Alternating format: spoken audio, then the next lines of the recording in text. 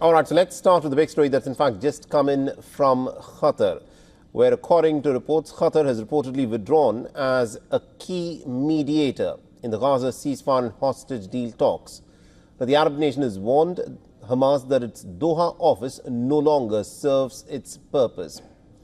Reports indicate that the Qataris have informed both the Israelis and Hamas that as long as there is a refusal to negotiate a deal for a ceasefire in good faith, then they cannot continue to mediate. As a consequence, the Hamas political office no longer serves its purpose. Hamas officials have said that the group has not received any official request to leave Qatar so far. The report also said the Qataris have informed the US administration that they would be ready to re-engage in mediation when both Hamas and the State of Israel demonstrate a sincere willingness to return to the negotiating table.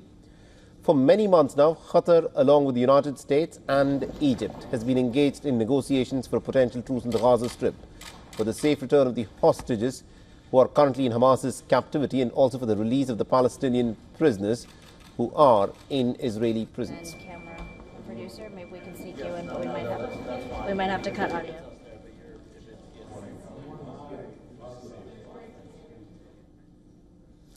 All right, now to give us more perspective on this, we've joined by retired Lieutenant Colonel Daniel Davis, who's a military expert and also host of Daniel Davis Deep Dive, and he's joining us on this broadcast.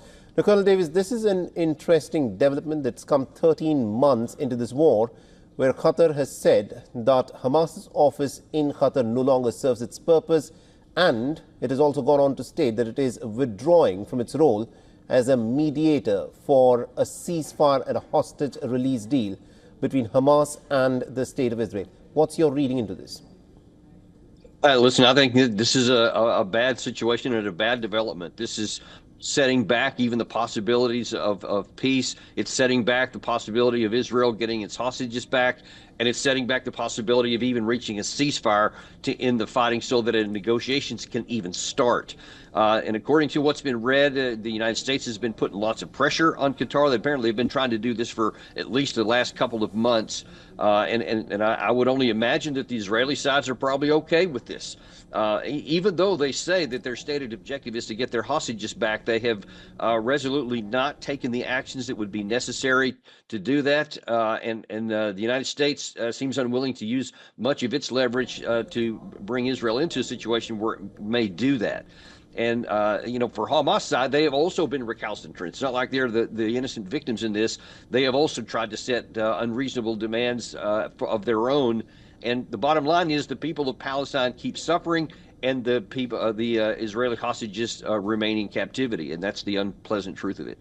Qatar has also said that, there is no way that there can be a ceasefire deal unless both parties are willing to negotiate in good faith.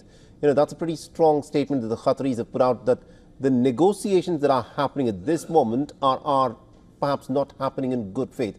Who do you think is not negotiating in good faith here? I mean, I can't imagine that anything besides both sides. I think that I think this represents a lot of frustration with the Qataris, that they have been really trying to do this mediating role. And they see, what we all see on the surface of it, frankly, a lack of interest on the Israeli side, and even a lack of interest on the Palestinian side, because there are some compromises they could have made that may have been able to be reached as a negotiation solution, but they didn't seem to be willing to make those. And at some point there seems to be, at least in the view of the Qataris, no point in going on. Now it's also interesting the timing.